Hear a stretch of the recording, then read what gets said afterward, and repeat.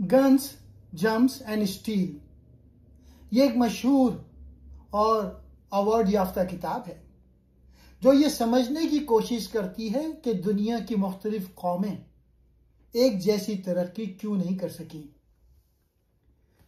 یہ کتاب بتاتی ہے کہ قوموں کی ترقی یا پسماندگی کا اصل تعلق نسل یا ذہانت سے نہیں بلکہ ماحول اور حالات سے ہے۔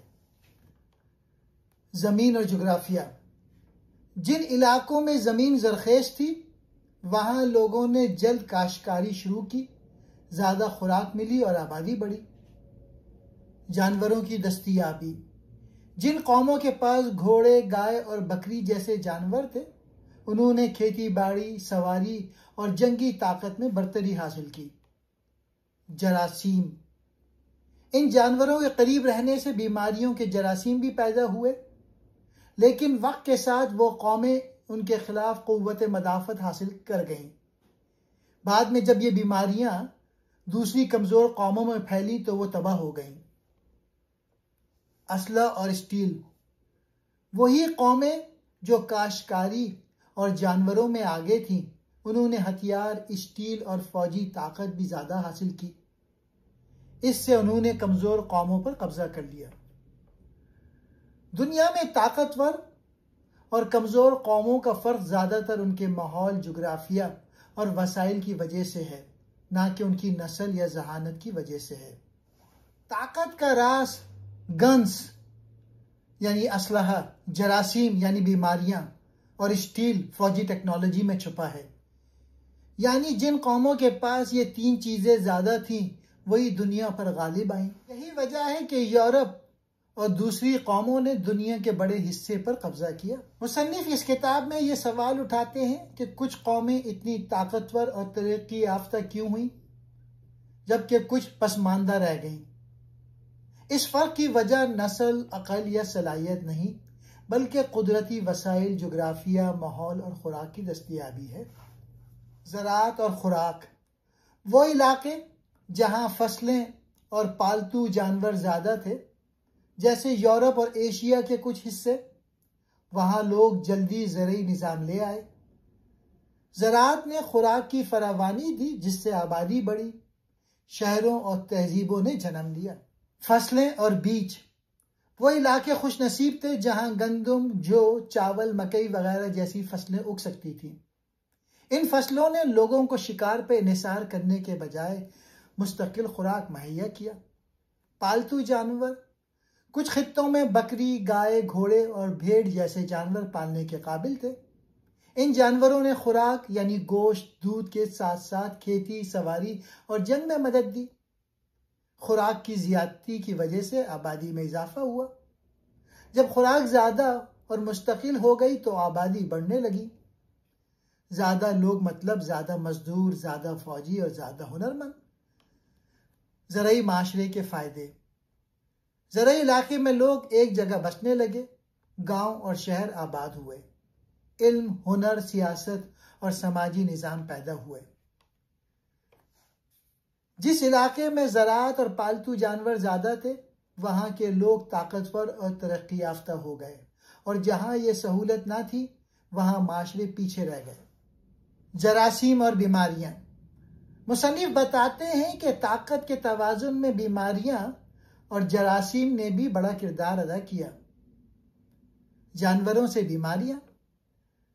زرعی معاشرے جب گائے، بکری، سور اور مرغیاں جیسے جانور پالتے تھے تو ان جانوروں سے بیماریاں انسانوں میں منتقل ہوئیں، مثال کے طور پہ چیچک، خسرہ، انفلوئنزا وغیرہ۔ قدرتی مدافعت۔ صدیوں تک ان بیماریوں کے ساتھ رہنے سے یورپی لوگوں کے جسم میں مدافعتی قوت یعنی امیونٹی پیدا ہو گئی۔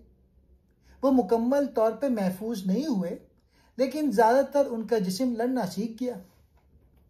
نئے بر اعظموں میں پھیلاؤ۔ جب یورپی لوگ امریکہ، آسٹریلیا یا افریقہ گئے تو وہ یہ بیماریاں اپنے ساتھ لے گئے۔ مقامی لوگ یعنی نیٹو امریکنز ان بیماریوں سے کبھی نہیں گزرے تھے، اس لیے ان کے جسم میں کوئی مدافعت نہیں تھی۔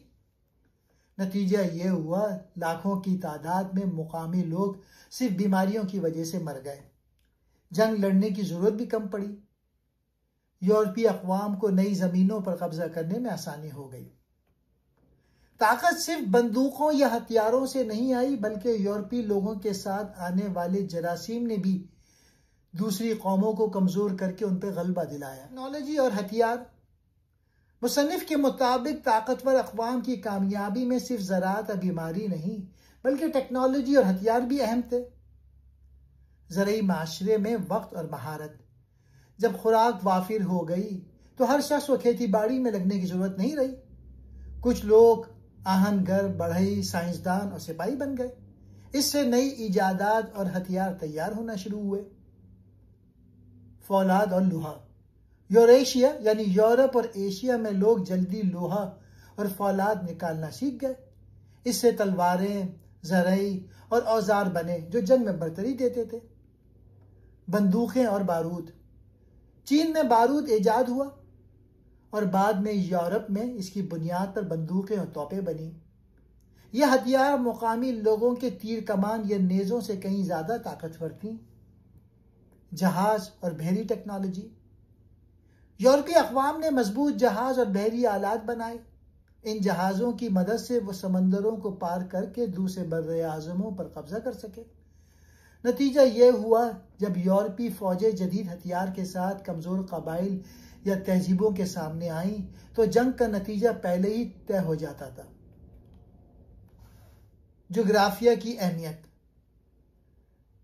مصنف کے مطابق قوموں کی ترقی یا پسماندگی میں سب سے بنیادی کردار جغرافیہ نے ادا کیا۔ زمین اور موسم۔ کچھ خطوں یوریشیا یعنی یورپ اور ایشیا میں زمین زرخیز تھی اور موسم فصلوں کے لیے موزوں تھا۔ وہاں گندم، جو، چاول اور دوسری فصلیں اگ سکتی تھیں۔ دوسری طرف افریقہ، امریکہ اور آسٹریلیا میں زمین اور موسم زیادہ مشکل تھے۔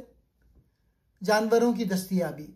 یوریشیا میں گھوڑے، گائے، بکری، بھیڑ جیسے جانور تھے جو کھیتی، سواری اور جنگ میں مددگار ثابت ہوئے۔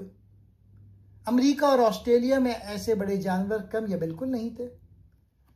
محفوظ جغرافیائی راستے۔ یوریشیا کا براعظم مشرق سے مغرب تک پھیلا ہوا، اس لیے موسم اور دن کی روشنی تقریباً ایک جیسی تھی۔ اس وجہ سے فصلیں اور جانور ایک علاقے سے دوسرے میں آسانی سے منتقل ہو جاتے تھے۔ اس کے برعکس امریکہ اور افریقہ شمال سے جنوب تک پھیلے ہوئے تھے، جہاں مختلف موسم اور خطے تھے۔ اس لیے زراعت اور علم کی منتقلی مشکل تھی۔ علم و تجارت کا پھیلاؤ۔